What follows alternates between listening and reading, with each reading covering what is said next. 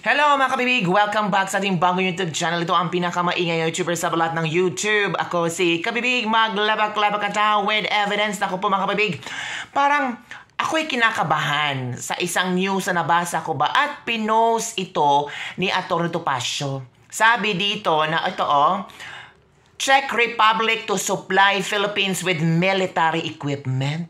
Hala, pangyera na ba ito mga kabibig? Ang handa-handa na ba tayo para girahin natin ang China? Hindi naman, no? Baka ipa-modernize lang ang military equipment ng ating bansa. In case of, di ba? So, para saan ba yan, kabibig? Ito, nakita ko itong pinost ni Atty. Topacio and the same time, may nag-comment. Sabi ito, OMG, what the hell is BBM doing? This is not prestige and honor for our country. He is laying a trap together with the US and NATO globalists and military-industrial complex to start a war in our beloved country. Get smart, kababayan. Do not allow these barbarians at our gate to get in and cause war that will kill and hurt us for 20-25 years and only profit them. God save us all. Hala? Ano kaya, kabibig? Ano bang nakikita nyong nangyayari sa Pilipinas ngayon? Saan papunta ang Pilipinas? Parang naramdaman ko, hindi na secure ang Pilipinas. Parang nakakatakot na. Lalo na ngayon na umiigting ang awayan sa West Philippine Sea. Sabi nila, si Digong daw ang may kasalanan. Tapos sabi nila, si Trillanes din ay may kasalanan. Tapos ngayon, si Pangulong Bongbong Marcos papunta-punta sa iba't ibang bansa.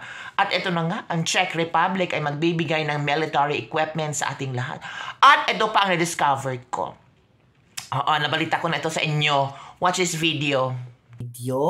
Tapos gusto ko nga kayo ang manood para makasabihin yung gawa-gawa ko lang. Ito ha. Wait muna. Ito yung video. Gusto kong ipanood. Leader. Like, how can you trust that? Okay. Philippines just flipped. Yeah. We just flipped Philippines now. So Philippines is going with the US against China. Again. Okay, 1, 2, 3, go. Philippines just flipped. Yeah. We just flipped Philippines now. So Philippines is going with the US against China. Philippines is going with US against China. Ito yung ito yung nakikita niyang problema ngayon. Ito pa. Philippines, because remember, during Duterte, Duterte moved towards China. Yeah. Marcos Bongbong, that's his nickname. After his visit to the US, now he's being flipped. And I bet you this, during the visit, some arrangement has been made. During the visit daw, some arrangement has been made. So anong arrangement ba ang nangyari? After his visit to the US, now he is being flipped. And I bet this, during the visit, some arrangement has been made. Hala? Anong arrangement? Continue. And you know what it's about? His family assets. Ang arrangement pala is all about the family asset. Because they were frozen in the US. So, he just flipped.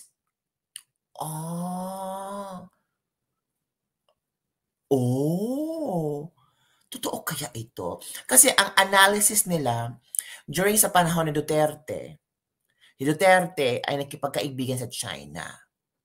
Tapos, so stable na yung friendship na yon. Tapos yung pagdating ni Marcos, biglang nag-flipped. Wherein, si Marcos nakipagkaibigan sa Amerika. And after ng visit ni Marcos sa Amerika, may mga arrangement na nangyari doon. Ang tanong nitong taong ito, and you know what it's about? His family assets. Because they were frozen in the US. So, kailangan niyang mag-flip. Kailangan niyang mag-against sa China para let it go, frozen. Nako! Because they were frozen in the US. So It just flipped. Yeah. I just did a video on it. Well, and Bumble. honestly, how can you trust anybody whose assets are frozen in the United Yeah. States who's a leader? Like, how can you trust that? That's true. Oh, yun ha. Nakita nyo na ha ang video. Oh, nakita nyo na ang video ha.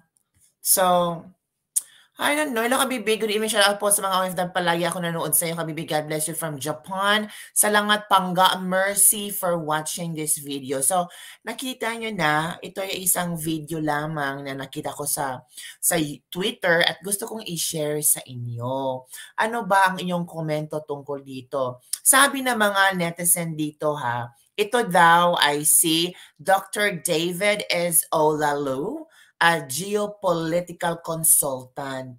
At meron siya mga binahagi na maybe this is a reliable source or nakuha lang niyang mga impormasyon galing sa mga taong nakapaligid sa pag-visit ni Pangulong Bongbong Marcos sa US at nalaman niya kung ano talaga ang totoong pakay ni Pangulong Bongbong Marcos doon. Kaya agad daw nag-flip ang ideya, nag-flip agad si Pangulong Bongbong Marcos na against China na ngayon instead of US. Kasi ang plano daw di umano, I'm not sure, pero sabi ni Dr. David na geopolitical consultant na meron ng ginawang arrangement sa US para yung frozen asset ng mga Marcos ay ma-let it go. Let it go. Let it go. Ganon. Naku, Kabibig. Hi, magandang gabi from Bacoor, Cavite. Pastor Cabello, sana natakbo siyang pagkasenador from Choi Choi. Hello, Choi Choi. Thank you for watching. Hi po, magandang gabi from Bacoor, Cavite. Hello. Thank you for watching this live.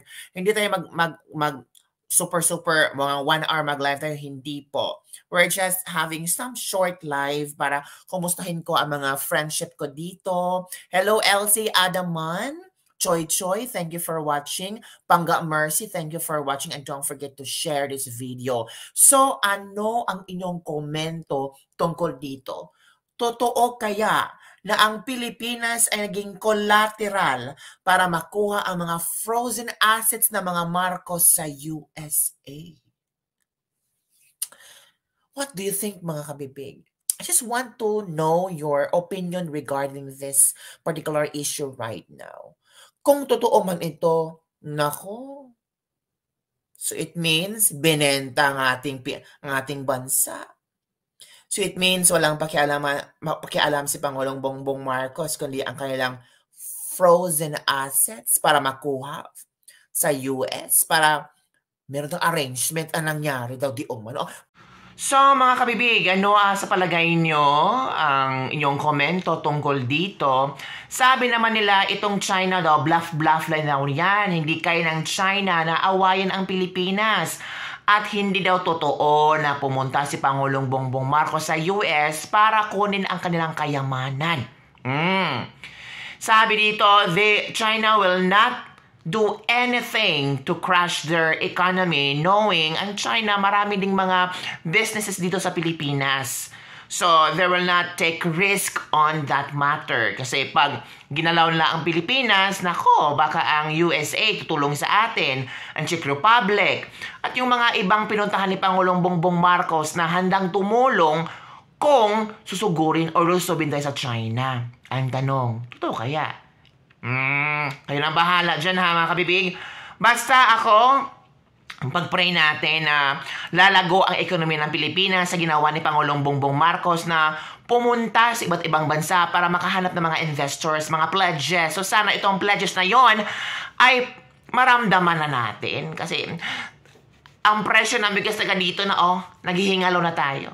Don't forget to like, subscribe, and share this video. Bye everyone. See you next time. Anong komento nyo? Comment down below.